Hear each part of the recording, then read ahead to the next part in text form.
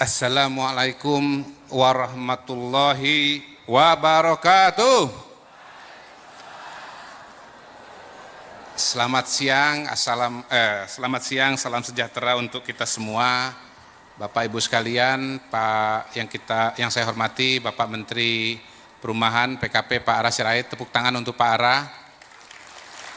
Program ini tidak bisa hadir tanpa inisiatif dari Pak Ara, karena awalnya dulu anggaran PKP ini tidak sebanyak ini Bapak Ibu sekalian. Jadi berbeda dengan kementerian yang lain, KL yang lain, anggarannya sudah ada.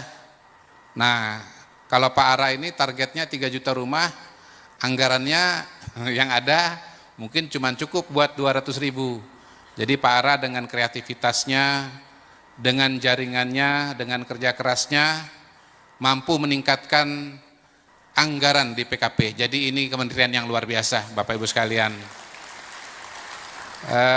Bu Winnie, ya, Kang Deddy Mulyadi, teman-teman dari Wali Kota, Bupati, Pak James Riyadi, ya, kesempatan perumahan di tahun 2025 ini adalah kesempatan yang rasa-rasanya Pak James, ya, itu belum pernah sebesar dan semasif ini, ya. Karena itulah kemudian tentunya harus dimanfaatkan dengan semaksimal mungkin. Presiden Prabowo punya program sangat banyak, tapi kalau saya sederhanakan Bapak Ibu sekalian, saya menyebutnya Prabonomics, Kang Deddy. Prabonomics itu cirinya ada 2. Pertama, memerangi kesenjangan. Jadi Pak Prabowo sebelum menjadi presiden, dari tulisan-tulisan, dari pidato-pidato beliau, sudah menyadari bahwa salah satu pekerjaan rumah bangsa kita itu adalah kesenjangan.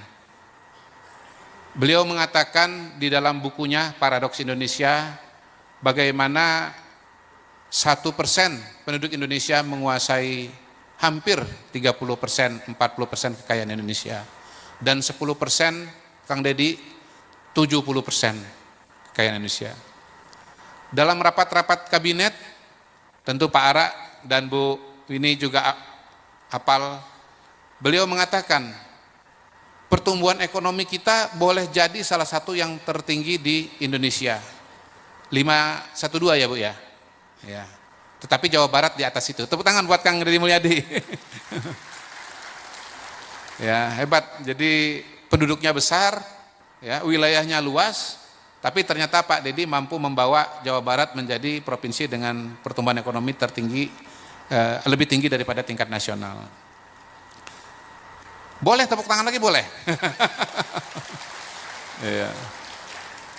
Jadi kalau kita bicara pertumbuhan ekonomi yang 512 di atas pertumbuhan ekonomi di negara lain, ya Pak James, ya.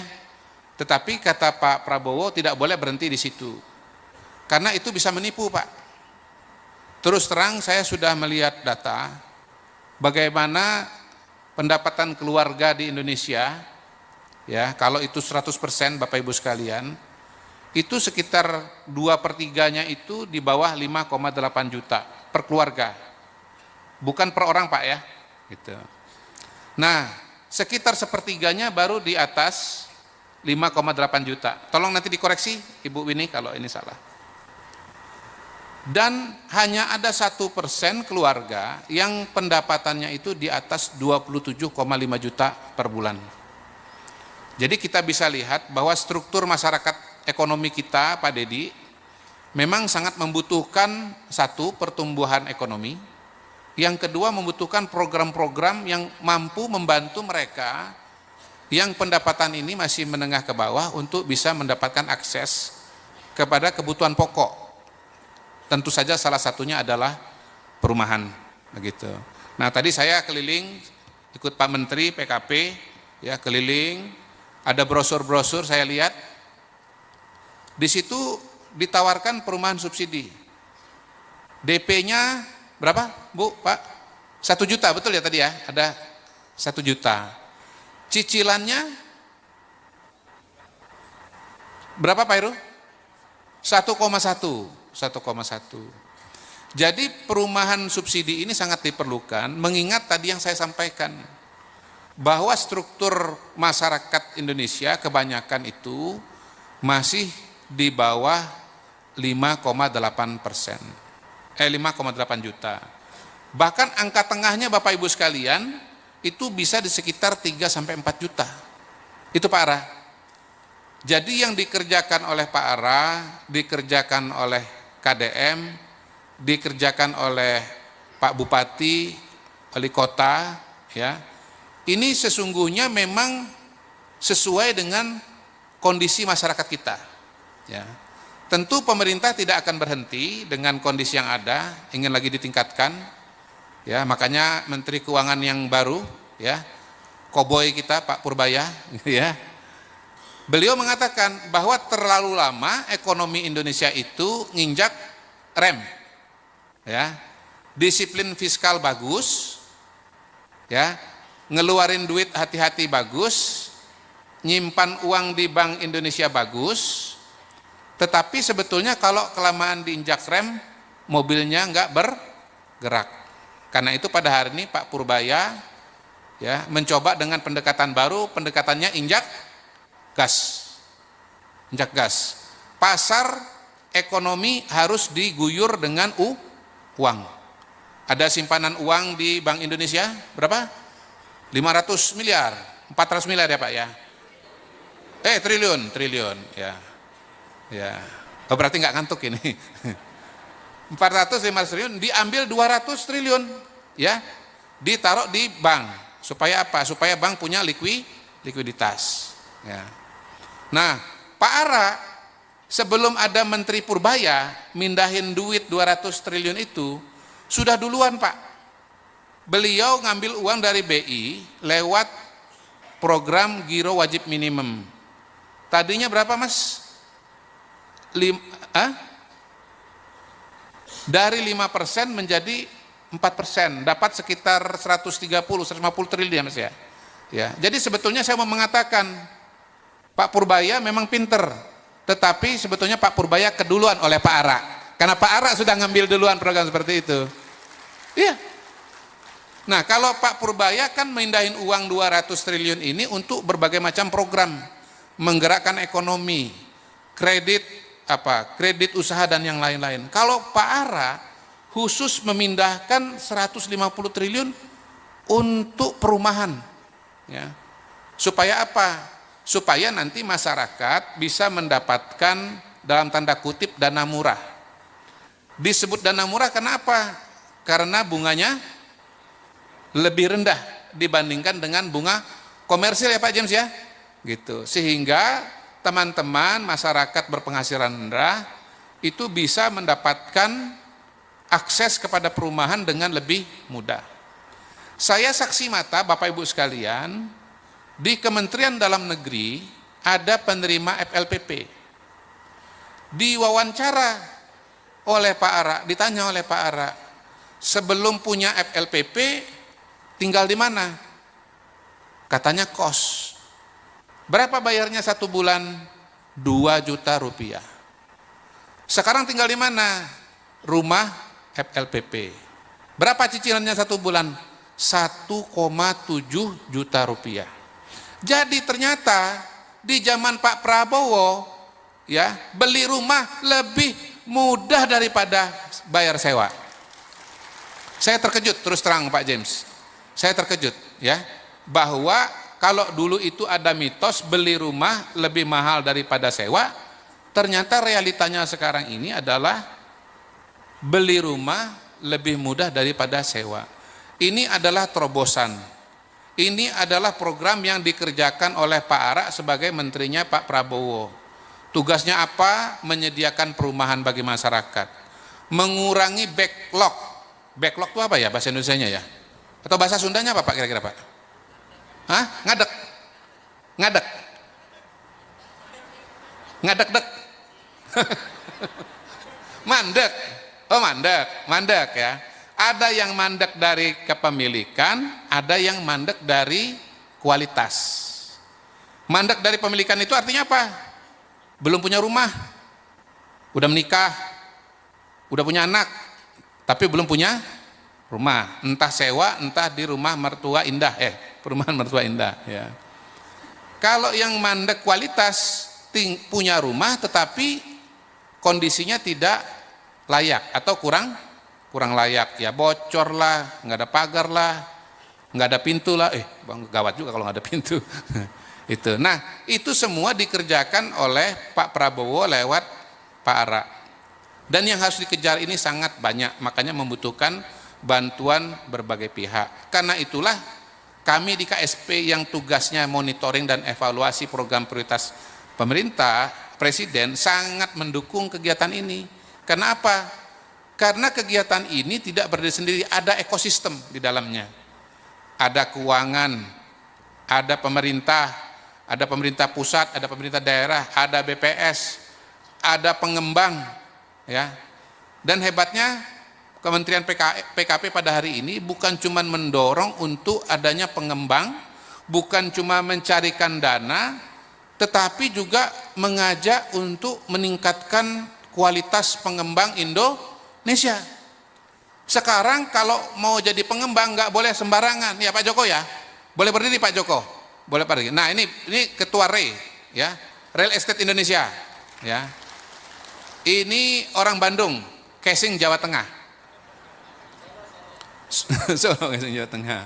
Ya, jadi ini orang Bandung, casing Jawa Tengah. Beliau ini sangat terbantu karena untuk bisa meningkatkan kualitas para pengembang, kalau cuman RE saja yang berjalan ya Pak ya, banyak yang bandel Pak ya. Tetapi kalau sudah pemerintah kayak Pak Ara, sudah Mas Heru dari BP Perumahan yang turun, nggak ada pilihan. Karena kalau kualitasnya jelek, nggak bakal diberikan akses kepada FLPP, kepada KUR. Betul ya Pak ya? Betul. Gitu. Jadi ini yang namanya ekosistem Pak KDM. Semua berpartisipasi, semua bekerja sama. Ya. Jadi Pak Prabowo berusaha mengatasi masalah kesenjangan gizi lewat MBG, kesenjangan pendidikan lewat renovasi sekolah, ya, lewat sekolah rakyat, mengatasi kesenjangan perumahan, ya. Perumahan itu menurut studi Bapak Ibu sekalian ya, salah satu tugas kehidupan paling berat manusia itu salah satunya adalah punya rumah. Bisa nggak makan? Bisa. Bisa punya baju? Bisa. Bisa sekolah? Bisa. Bisa punya rumah? Belum tentu. Tapi itu dulu. Sekarang dengan adanya Pak Ara, semua bisa punya rumah. Insya Allah. Tepuk tangan lagi buat Bapak Ibu sekalian. Nah. Tapi begini, ya, yang namanya perumahan itu ada dua sisi Bapak Ibu sekalian. Ada sisi supply, ada sisi oh kok nggak kedengaran ini di ITB kan? Permintaan, ada supply, ada demand. Nah, Pak Ara ini udah kerja keras luar biasa, pemerintah sudah kerja keras luar biasa untuk sisi supply. Tapi demand-nya juga harus ikut, harus ngebareng nih. Dana udah tersedia, FLPP 350.000 rumah. Pak Ara ini 350.000 hanya FLPP aja apa termasuk KUR Pak? Ya, kalau dengan KUR berapa Pak? KUR berapa Pak?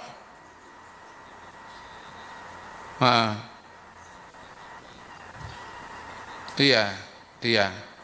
Jadi semua sudah dipermudah. Tapi sekarang yang mau beli, yang mau ikut ini, mau ngambil ini belum. Nah jadi ini satu PR lagi. Dalam waktu yang tidak terlalu panjang Bapak Ibu sekalian, harus segera ada yang memanfaatkan. Ya, jadi inilah pentingnya kegiatan sosialisasi pada hari ini. Ada banyak cara sosialisasi, saya sudah catat. Mungkin salah satunya adalah teman-teman nanti bisa masuk ke BPJS Tenaga Kerja ya Pak. Karena BPJS Tenaga Kerja itu isinya adalah para pekerja, ya, buruh pabrik, ya, semua ada datanya ditawarkan. Kemudian tadi disampaikan oleh, saya lupa apa Bu Wini tadi ya, kumpulkan perbankan ya, perbankan, terutama yang besar-besar, mereka tuh biasa kirimin ini informasi, WA Blast, tawarkan kepada bank-bank yang memang yang besar-besar, BJB, bukan hanya BJB tapi Bank Mandiri, bank yang lain-lain, tawarkan gitu. Tambah satu usul terakhir nih Pak Ara, kalau bisa iklannya itu masuk ke YouTube. Sekarang ada banyak YouTuber yang populer di kalangan Gen Z, di kalangan anak muda. Karena yang paling memerlukan perumahan itu adalah YouTuber Gen Z, ya. Ada nama macam-macam. Ada siapa tuh? Siapa sekarang YouTuber yang populer itu? Saya tahu Jerome Pauline. Ah. Siapa lagi coba? Hah? Apa? KDM. Ya, itu, ya. Itu. Jadi sebetulnya itu Kang hadir di sini itu diminta pasang iklan gitu, tapi gratis. Tapi begini Mas, saya usul, bila perlu sebagian dana itu dipakai untuk biaya iklan, Pak. Bagaimana Anda mau menjual sesuatu tanpa Anda keluar biaya marketing, Pak? Menurut saya itu lumrah, jamak. Pengembang kan gitu kan Mas ya. Mau promo, mau jualan rumah, bikin brosur, bikin apa lagi? Bikin event, bikin iklan, ya. Bikin apa?